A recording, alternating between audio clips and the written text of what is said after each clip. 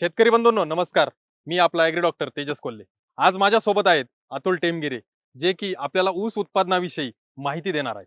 मित्रांनो, आपलं स्वप्न नक्कीच असेल की ऊसाचं उत्पादन आपल्याला 100 metric tonne, 120 metric tonne, 150 metric tonne हे आपण ऐकतोय, पण ते आपण साध्य करू शकतो का? तर याविषयी जरूर मार्गदर्शन अतुल सर आपल्याला करतील आणि आपलं स्वप्न साकार होण्यासाठी निश्चितच आपल्याला काही महत्त्वाच्या गोष्टी किंवा महत्त्वाच्या या सूचना या व्हिडिओच्या माध्यमातून मिळतील.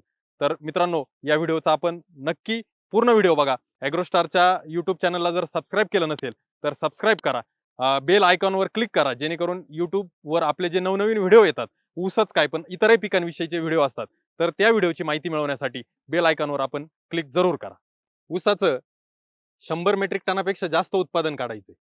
गेल्या व्हिडिओमध्ये आपण बरीचशी माहिती पाहिली, जसं की वाण निवड असेल, त्यानंतर लागवडीची पद्धत असेल, रोपांची निवड असेल, या सर्व बाबींबद्दल आपल्याला अतुल सरांनी अतिशय चांगलं मार्गदर्शन केलं. मित्रांनो, ती माहिती निश्चितच आपल्या फायद्याची ठरली असेल. पुढील व्हिडिओमध्ये आपण ऊसामध्ये असणारी आंतरमशागत, त्या आंतरमशागतीचं महत्त्व आणि काही रासायनिक किंवा जे काही अन्नद्रव्य व्यवस्थापन आहे, तर त्या दोन गोष्टीविषयी प्रामुख्याने माहिती पाहूया. मी अतुल सरांना विचारू इच्छितो की आंतरमशागतीचं महत्त्व काय ते तर पहिलं सांगा. त्यानंतर मग आंतरमशागत काय करायची, कशी करायची, कधी करायची याविषयी आपण जरूर बोलूया. महत्वाचा म्हणजे मुद्दा तुम्ही याविषयी म्हणजे आता या ठिकाणी मांडलेला आहे. आंतरमशागत ही सर्वच पिकामध्ये खूप महत्त्वाचीच असते. परंतु ऊस पिकामध्ये त्याचं एक वेगळं महत्त्व आहे. कारण की ऊस पिकामध्ये जी काही वाढीची अवस्था असते, त्या वाढीच्या अवस्थेमध्ये आपल्याला जे काही टिलर्स जे आपण म्हणतो, फुटवे जे आपण म्हणतो, ते फुटव्यांची संख्या जर आपल्याला चांगल्या प्रकारे राखायची असेल, तर आंतरमशागत हा खूप महत्त्वाचा मुद्दा आहे. त्याच्यामध्ये सुरुवातीचे जे आपण म्हणजे बाळबांधणी म्हणतो. त्या बाळबांधणीला आपण जी फुटव्यांची संख्या आहे, ती कशी चांगली निघेल, कसे जोमदार फुटवे निघतील, हे आपण त्या बाळबांधणीमध्ये पाहत असतो. आणि दुसरी जी आपण मोठी बांधणी म्हणतो. तर त्या मोठी बांधणीमध्ये जे काही फुटवे आपले आलेले आहेत, तेवढे फुटवे राखून ह्यापुढे फुटवे येणार नाहीत ऊसाला, याची काळजी घेण्यासाठी आपली मोठी बांधणी करणं गरजेचं आहे. या तर दोन्ही बांधणीचं असा काही वेळ आहे का, की बाळबांधणी याच वेळेला केली पाहिजे आणि मोठी बांधणी ती याच वेळेला केली पाहिजे? हां, निश्चितच. आता बाळबांधणी तुम्हाला माहिती आहे, ऊस लागवडीनंतर ऊसाला साधारणतः 25 ते 27 दिवस लागतात. म्हणजे आपण जर चांगल्या फुटून पद्धतीने यायला. फुटवे म्हणजे हं. उगवून येण्यासाठी. हो. साधारणतः 30, 35, 40 दिवसानंतर त्याला फुटव्यांची जी आहे सुरुवात होत असते. त्या दरम्यान जे आहेत आपल्याला या ठिकाणी म्हणजे ज्या ठिकाणी आपले कांड लावलेलं आहे, त्या ठिकाणी आपल्याला माती लावणं गरजेचं आहे. ती जी काही मुळी आहे, ती थोडीशी हवा त्या ठिकाणी मोकळी करण्यासाठी मशागत करणं त्या ठिकाणी गरजेचं हलकी असतं. मशागत जी हलकी करते. मशागत करणं त्या ठिकाणी गरजेचं हं. असतं. त्यापूर्वी आपल्याला त्या ठिकाणी थोडंसं युरिया म्हणा म्हणजे नत्रयुक्त खतांचा वापर जो आहे त्या ठिकाणी आपल्याला करायचा असतो. जेणेकरून ती मातीआड गेल्यानंतर जो फुटव्यांचा जो काय आपण म्हणतो जोमदार फुटवे ते त्या ठिकाणी येण्याला मदत होत असते. म्हणून त्या ठिकाणी आपल्याला सुरुवातीच्या म्हणजे 40-45 दिवसानंतर ती आपल्याला छोटीशी बांधणी किंवा आपण म्हणतो त्या याच्यामध्ये डवरणी मातीत म्हणतात काही कवरणी जण, म्हणतात, काही जण खुरपणी खुरपणी म्हणतात. म्हणतात. असं अशा ते त्या पद्धतीने. ठिकाणी ते आपल्याला करणं सुरुवातीच्या कालावधीमध्ये महत्त्वाचं असतं. आणि या 2 बांधणीमध्ये आपल्याला अंतर म्हणजे सुरुवातीला 40-45 दिवसाला हे केल्यानंतर जवळ-जवळ 90 ते 120 दिवसानंतर आपल्याला जी मोठी बांधणी आहे, तो कालावधी तो नंतरचा कालावधी असतो. मग मोठी बांधणी करताना आपण 60 दिवसाचं अंतर ठेवलं किंवा 90 दिवसाचं ठेवलं हे योग्य आहे, की काही आपल्या पिकाची परिस्थिती पाहूनच आपण निर्णय घेणं योग्य आहे? नाही, पिकाची परिस्थिती पाहून निर्णय घेणं योग्य आहे. म्हणजे आपल्याला सुरुवातीला किती फुटवे आलेले आहेत त्याच्यानुसारच आपल्याला जी काही आहे मोठी बांधणीची जी काही वेळ आहे, ती आपण ठरवणं गरजेचं आहे. साधारण आपण जे मागच्या व्हिडिओत चर्चा केल्याप्रमाणे 10 फुटवे एका ऊसाला असणं गरजेचं आहे. तर ते 10 फुटव्यानंतर ही मोठी बांधणी येस, करणं येस, येस, येस, येस. आवश्यक आहे असं म्हणजे तुमचं हां, म्हणणं आहे. नक्की. म्हणजे जी फुटव्याची संख्या आपल्याला जी काही शेवटपर्यंत ठेवायची आहे, त्याच्यामध्ये आपल्याला एका डोळ्याला किंवा आपण याला एका बडला म्हणतो आपण 10 फुटवे राखणं गरजेचं आहे. ते 10 फुटवे आल्यानंतर जी आपल्याला मोठी बांधणी करणं गरजेचं आहे. जेणेकरून पुढील फुटवे जे आहे आपल्याला थांबवायचे आहेत आणि त्या 10 फुटव्यांची जी काही वाढ जी आहे, आपल्याला चांगल्या प्रकारे करून घ्यायची. मागच्या व्हिडिओमध्ये काही शेतकऱ्यांच्या कमेंट आल्या होत्या, की काहींना फुटवे जास्त येण्याचे पण प्रॉब्लेम आलेले म्हणजे फुटवे हे जास्त येतात. असे पण काही शेतकऱ्यांनी कमेंट केल्या होत्या. मग ते जास्त फुटवे कसे थांबवणार आपण?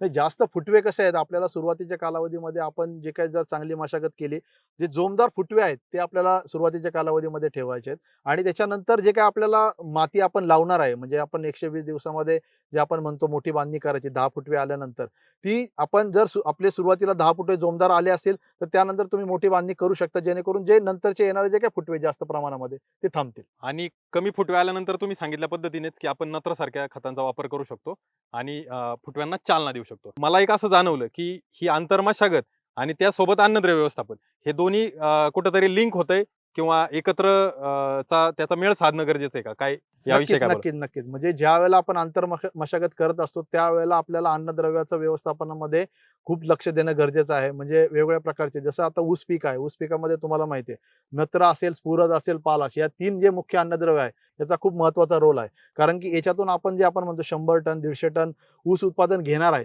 तेवढ्या प्रमाणामध्ये आपल्याला अन्नद्रव्य जमिनीमध्ये देणं फार गरजेचं गरजेचं असतं. आपल्याला अन्नद्रव्य व्यवस्थापनामध्ये लागवडीच्या आधी जे काही नत्र, स्फुरद, पालाची जी मात्रा आहे ते देणं गरजेचं असतं. त्याच्यानंतर नंतरचा जो पिरियड असतो जसं तुम्ही आपण मगाशी चर्चा केल्याप्रमाणे 40 ते 45 दिवसाचा जो पिरियड आहे त्या ठिकाणी एक आपल्याला दुसरी खताची मात्रा देणं गरजेचं आहे.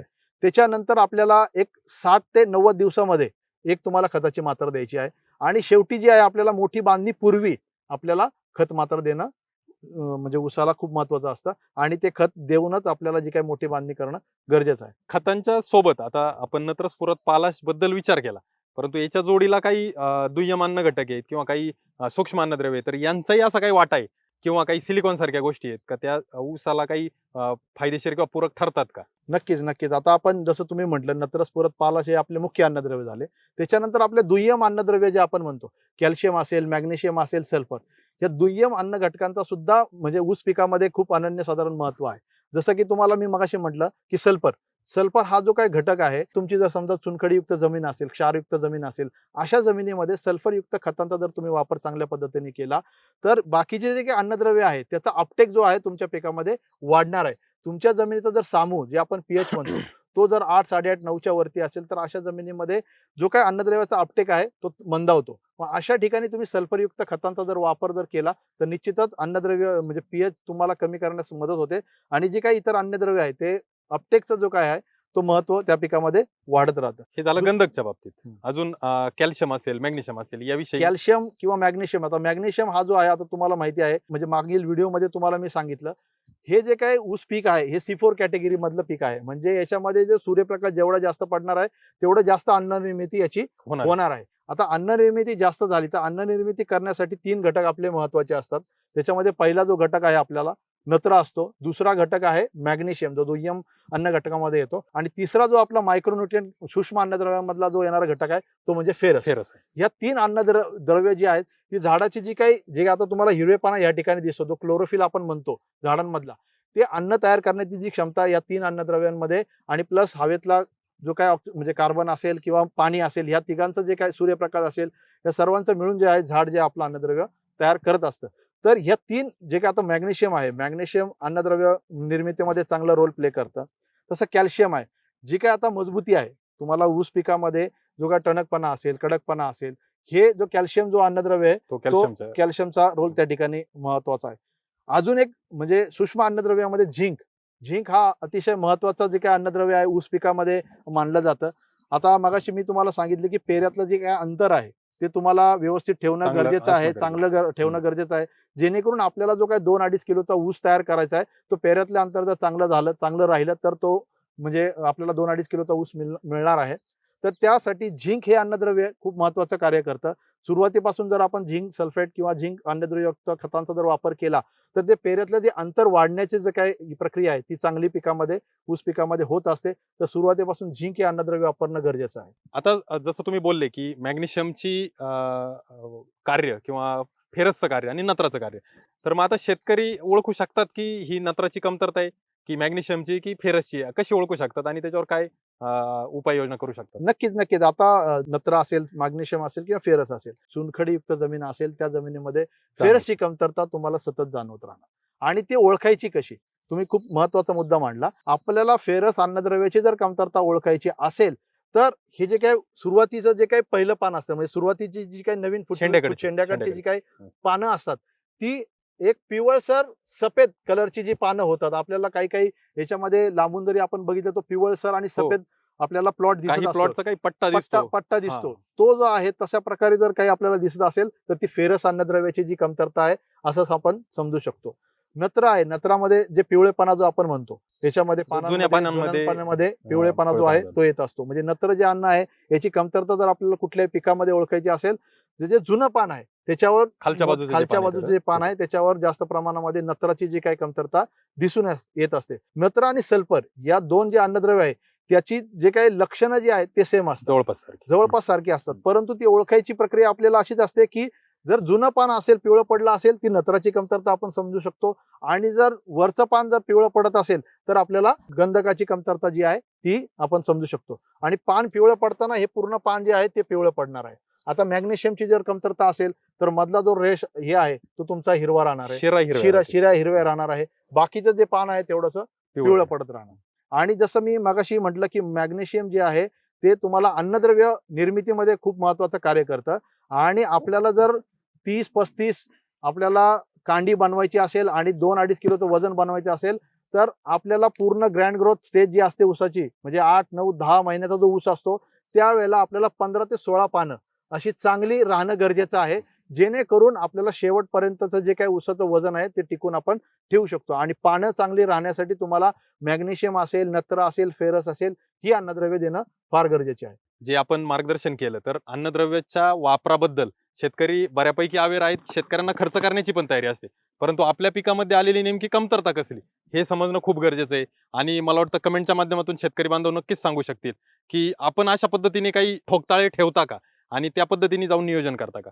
म्हणजे आपण बोलत होता की कॅल्शियम किंवा चुनखडीयुक्त जमीन, ज्या जमिनीमध्ये चुनखडी जास्त आहे तिथं फेरसची आपल्याला कमतरता जाणवू जाणवते. शकते. तर मग हे फेरस आपण लागवडीच्या वेळेला देणं योग्य, मधल्या टप्प्यात देणं योग्य, की कशा पद्धतीने आपण त्याची पूर्तता आता करू शकतो. थोडक्यात अन्नद्रव्य व्यवस्थापन तुम्ही जर ऊस पिकामध्ये पाहत असाल तर तुम्हाला सांगतो, ऊस पिकामध्ये आपल्याला 3 आपण सीझन मध्ये ऊस पीक घेत असतो. तुम्हाला अडसाली ऊस जे आहे, जर तुम्ही अडसाली ऊस लागवड करत असाल त्यावेळेला तुमचं अन्नद्रव्य व्यवस्थापन वेगळं असणार आहे. म्हणजे त्या वेळची रिक्वायरमेंट जी पिकाची ती वेगळी असणार. पूर्व हंगामीमध्ये जे आपण ऊस पीक घेतो किंवा सुरू हंगामामध्ये याच्यामध्ये नत्र स्फुरत पालाची रिक्वायरमेंट तुमची वेगवेगळी राहणार. वेगवेगळे. हा, म्हणजे तुम्ही जर 8 साली लागवड करत असाल त्या ठिकाणी तुम्हाला नत्र जास्त प्रमाणामध्ये वापरणं गरजेचं आहे. गरजेचं आहे. कारण की तो जो आहे तुमचा 16 ते 18 महिन्याचा ऊस राहणार आहे. तुम्ही पूर्व हंगामामध्ये जात असाल तर त्या ठिकाणी नत्र जे आहे तुम्हाला एक 350 किलो पर्यंत नत्र एकरी तुम्हाला देणं गरजेचं आहे. आडसालीमध्ये तुम्हाला जवळजवळ 450 किलो नत्र तुम्हाला गरजेचं आहे. सुरू हंगामामध्ये तुम्ही लागवड करत असाल तर त्या ठिकाणी 250 किलो नत्र तुम्हाला एकरी देणं गरजेचं आहे. आता हे नत्र आपण नत्र म्हणतोय, पण ते वेगवेगळ्या खतातून तुम्हाला वेगवेगळ्या पद्धतीमध्ये जातं. समजा युरिया असेल तुम्हाला 46% नत्र असतो त्या युरियामध्ये. 46% नत्र आपण म्हणतो ते 100 किलो, म्हणजे 2 युरियाच्या बॅगमध्ये तुमचा 46 किलो नत्र जाणार. म्हणजे तुम्ही जर एक बॅग जर टाकत असाल त्यावेळेला तुम्हाला 23% नत्र तुमचं जाणार आहे. दुसरा स्फुरद. स्फुरद जे आहे आपल्याला जवळजवळ स्फुरदाचं जे काही उपलब्धता आपल्या ऊस पिकासाठी 6 ते 8 महिने आपल्याला करणं गरजेचं असतं. म्हणजे पूर्ण जे आता मी तुम्हाला नत्र सांगितलं की 450 असेल, 350 असेल किंवा 250 असेल, हे जे काही नत्रची मात्रा आहे तुम्हाला 6 ते 8 महिने कंटिन्यू तुम्हाला देणं गरजेचं आहे. ते 4 टप्प्यामध्ये आपण विभागून कसं देणार मगाशी मी तुम्हाला सांगितलं. ते 4 टप्प्यामध्ये नत्र आपल्याला विभागून देणं गरजेचं आहे. स्फुरद जे आहे, समजा तुम्ही अडसाली ऊस लागवड करत असाल तर 170 किलो स्फुरद तुम्हाला एकरी त्या ठिकाणी देणं गरजेचं आहे. मग तुम्ही SSPच्या माध्यमातून देऊ शकता, DAPच्या माध्यमातून देऊ शकता किंवा 24-24 हे खत आहे त्याच्या माध्यमातून स्फुरदची मात्रा तुम्ही ऊस पिकाला देऊ शकता. तिसरं जे अन्नद्रव्य मी तुम्हाला म्हणतो पोटॅश, पालाश हे सर्वात महत्वाचं अन्नद्रव्य ऊस पिकामध्ये आहे.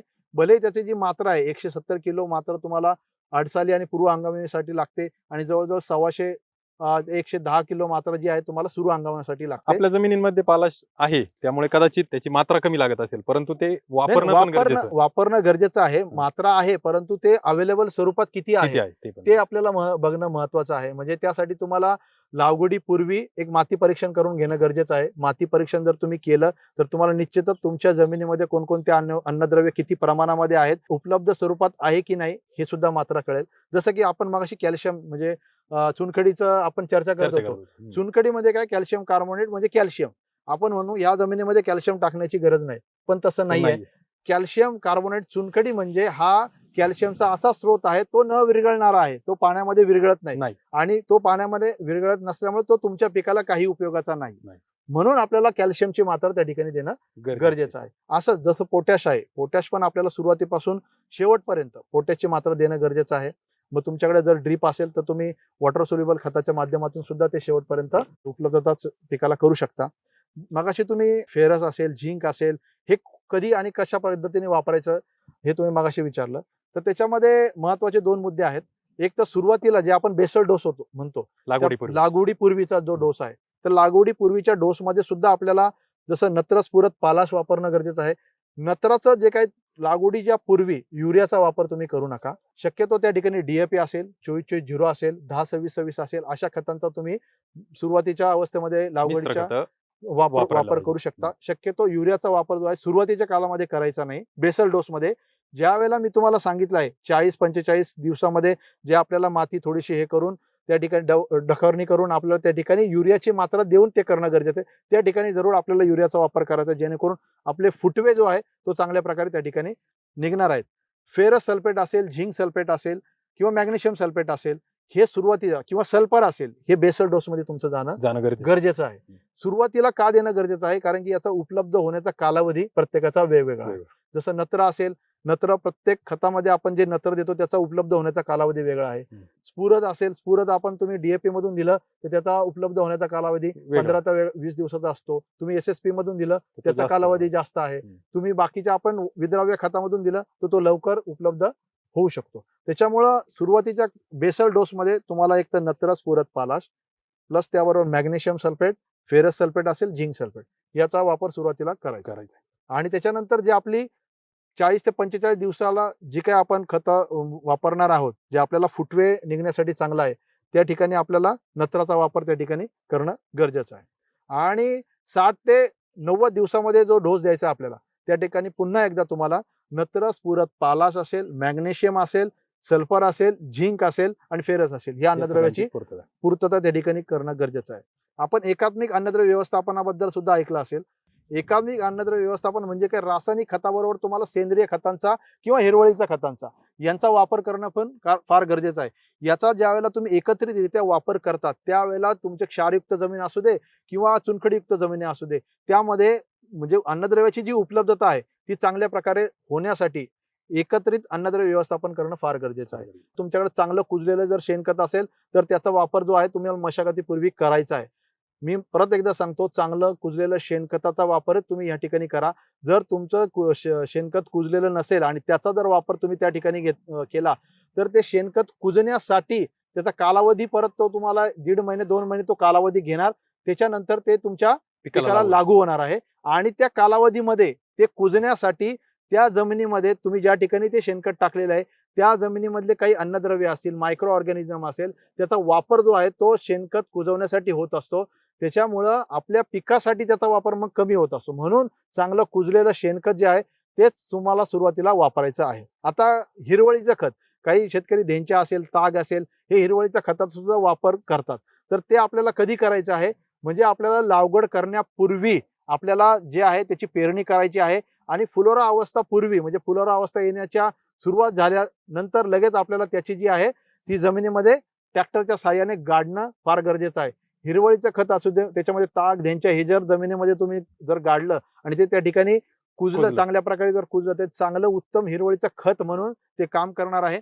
जमिनीमध्ये कुठल्याही म्हणजे अन्नद्रव्य तुम्ही जे काही खतं टाकता त्याचं उपलब्ध करण्यासाठी काही जीवाणू कार्यरत असतात आणि ते जीवाणू जे कार्यरत होतात ते या सेंद्रिय कर्ब तुमच्या जमिनीमध्ये किती आहे याच्यावर त्यांची संख्या ठरली राहते आणि त्याच्यामुळं तुमचं जे काही अन्नद्रव्य उपलब्धतेचा जो वेग आहे तो वाढणार आहे. त्याच्यामुळं तुम्ही सेंद्रिय आणि हिरवळीचं खत सुरुवातीच्या कालावधीमध्ये त्याचा वापर निश्चित करा. त्याच्यानंतर आपण रासायनिक खताचा वापर करणार आहोत. त्याच्यामध्ये जसं काही निंबोळी पेंट आहे, सेंद्रिय खतामध्ये निंबोळी पेंटचा सुद्धा सुरुवातीला वापर करणं गरजेचं आहे, जेणेकरून सुरुवातीला काही हुमणी असेल किंवा बाकी इतर काही जे काही सॉइल बॉर्न डिसीज असतील ते क्युअर म्हणजे कंट्रोल करण्यासाठी निमॅटोड थोड्याफार प्रमाणामध्ये जमिनीमध्ये असतील तर म्हणजे आपल्याला निंबोळी पेंटचा जो वापर आहे तो अतिशय फायदेशीर ठरत असतो. परंतु आता मी सांगितलं तुम्हाला नत्र स्फुरद पालाश जे आहे 6 ते 8 महिने नत्र असेल किंवा तुम्हाला स्फुरद असेल आणि शेवटपर्यंत तुम्हाला पोटॅश द्यायचं आहे. हे झालं प्रत्येक स्टेज वाईज तुम्हाला मी अन्नद्रव्य कशा पद्धतीने आणि कधीपर्यंत देणं गरजेचं आहे हे सांगितलं. जसं आपण म्हणजे एकत्रित अन्नद्रव्यामध्ये रासायनिक खतं आणि सेंद्रिय खतं आणि हिरवळीचा खतं जसा वापर बघितला, त्याचप्रमाणे आपल्याला जीवाणू खतं जे आहेत याचा सुद्धा वापर करणं फार गरजेचं आहे. जीवाणू खतामध्ये असतील तुमचं पुरत विरघळणारे जीवाणू असतील, पोटॅश उपलब्ध करणारे जीवाणू असतील किंवा नत्र स्थिरीकरण करणारे जीवाणू असतील, त्याचा वापर करणं गरजेचं आहे. ऊस पिकामध्ये ॲसिटोबॅक्टर असेल जे नत्र स्थिरीकरण करण्यासाठी मदत करतं. मदत करतं. तर ते जीवाणू आपल्याला त्या ठिकाणी वापरणं गरजेचं आहे. स्फुरद विरघळणारे जीवाणू आणि पोटॅश उपलब्ध करणारे जीवाणू, हे जीवाणू आहेत, हे वापरणं का गरजेचं आहे? जे आपण रासायनिक खत जमिनीमध्ये टाकतो, ते जे खत आहे ते पिकाला लगेच लागू होत नाही किंवा ते खाण्याच्या अवस्थेमध्ये नसतं. त्याला खाण्याच्या अवस्थेमध्ये निर्माण करण्याची जी प्रक्रिया आहे ती या जीवाणूंमुळे जीवाणू करत असतात. होत असते. त्याच्यामुळे सेंद्रिय जे आपण म्हणजे सेंद्रिय पदार्थ जे टाकतो ते या कारणासाठी टाकतो की हे जीवाणूची जी काही संख्या आहे ती आपल्या वाढावी. जमिनीमध्ये वाढावी. आणि ही जीवाणूची संख्या तुमच्या जमिनीमध्ये जेवढी वाढेल तेवढं तुम्ही जेवढे रासायनिक खतं टाकणार आहे त्याचं उपलब्ध करण्याची जी प्रक्रिया तुमची चांगल्या प्रकारे होणार आहे. आता तुम्हाला स्फुरद विरघळणारे जीवाणू म्हणजे स्फुरद काय करतं, जे काही तुम्ही SSP किंवा DAPच्या माध्यमातून स्फुरदचा जो काही या ठिकाणी खतं देता ते डायरेक्ट खत पिकाला लागू होत नाही. त्याच्यासाठी तुम्हाला स्फुरद विरघळणारे जीवाणू टाकले तर त्याची प्रक्रिया त्या रासायनिक खतावर होते आणि ते उपलब्ध अवस्थेमध्ये निर्माण होतं आणि ते मुळाद्वारे पिकामध्ये शोषलं जातं. त्याच्यामुळे जीवाणू खतांचा सुद्धा वापर तुम्हाला या ठिकाणी करणं गरजेचं आहे. त्यामुळं माझं शेतकऱ्यांना एकच म्हणणं असेल की तुम्हाला जर तुम्ही 150 टन 100 टन ऊस उत्पादन म्हणताय तर त्यासाठी एकत्रित अन्नद्रव्य व्यवस्थापन हे तुम्हाला करणं फार गरजेचं आहे.